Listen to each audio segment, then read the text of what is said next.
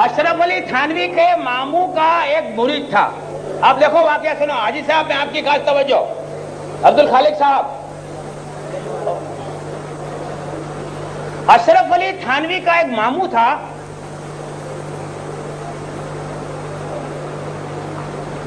اور اس تھانوی صاحب کے ماموں کے ایک پیر تھے. کیا تھے وہ؟ پیر صاحب کے پاس رات میں رندیاں آیا کرتی تھی. تو تھانوی کے ماموں کا پیر بھائی ایک دن اشرف علی تھانوی کے ماموں سے ملا.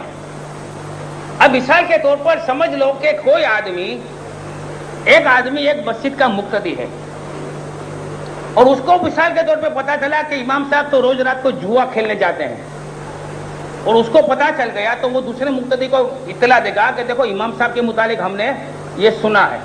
اس کی ایک اخلاقی فرض ہوتا ہے کہ بھائی اس کو متنبع کر دے کہ بھائی میں تو اب اس کے پیچھے نماز نہیں پڑھوں گا, لیکن تو بھی نماز پڑھنا چھوڑ دے.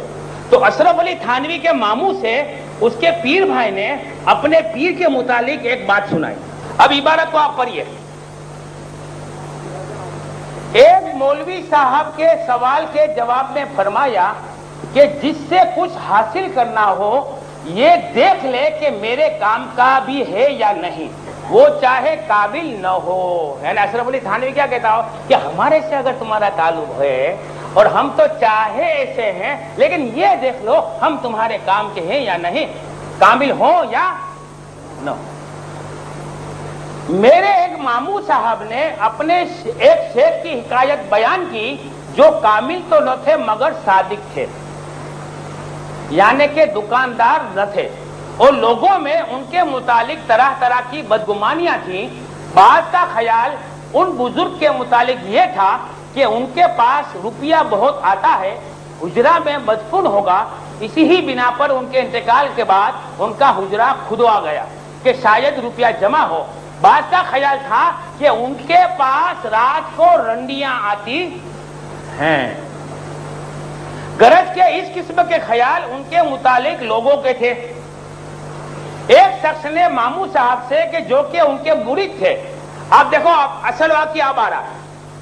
اشرف علی تھانوی کے ماموں کو اشرف علی تھانوی کے ماموں کے پیر بھائی نے کیا کہا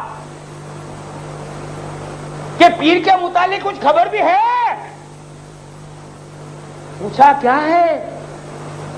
کہا کہ سب کو ان کے پاس رنڈیاں آتی ہیں.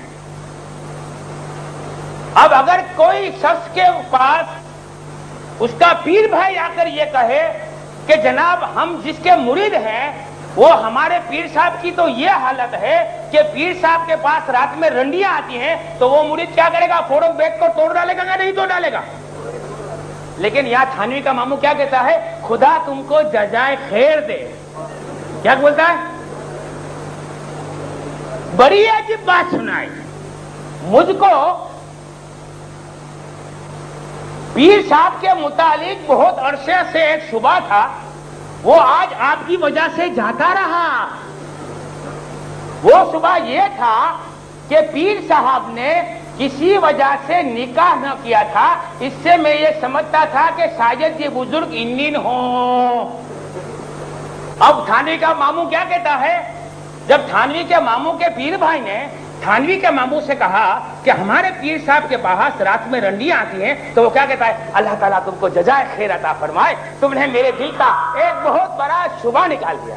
وہ شبہ یہ ہے کہ ہمارے پیر صاحب نے کسی وجہ سے نکاح نہیں کیا تھا, تو میں یہ سمجھتا تھا کہ شاید یہ بزرگ انین ہیں. کیا ہیں؟ چھکا, نامرد, 7:45. اب دیکھو اب بات کہاں کی کہاں ہو جاتا ہے. اور حالت یہ ہے کہ یہ حضرات وارث ہوتے ہیں انبیاء کے, اور انبیاء ہر پہلو سے کامل ہوتے ہیں. ان کمالات میں سے ایک یہ بھی ہے کہ مرد ہوں.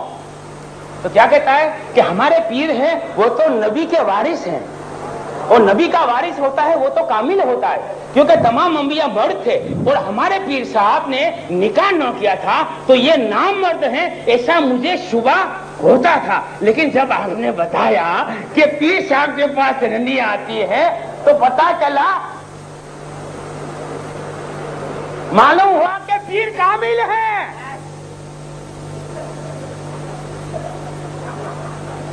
دیکھو لکھا ہے پیر کامل ہے انجیل نہیں ہے.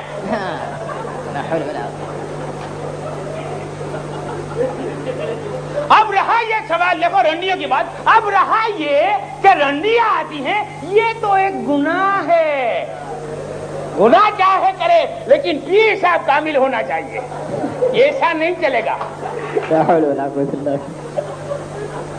اب رہا یہ کہ رنڈیاں آتی ہیں، یہ ایک گناہ ہے، تو اس گناہ سے توبہ کر کے پاک صاف ہو جائیں گے.